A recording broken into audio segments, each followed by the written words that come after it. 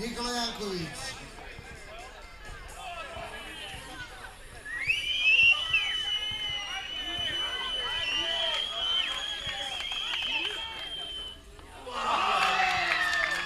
Neprecizan iz prvog pokušaja, drugi pokušaj za izjednačenje.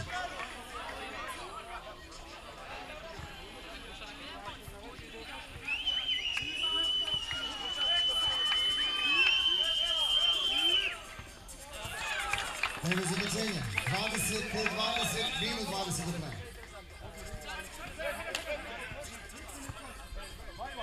Po prvi proučao loptu kroz obruč. Taj će biti osvajač turnira basket u mom kvartu. Završnica turnira nije mogla bolje da bude.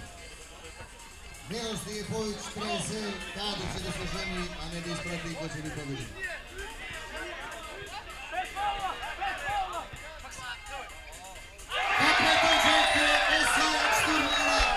Basket u mom kvartu, peti po redu, dajte aplauz za ove momke.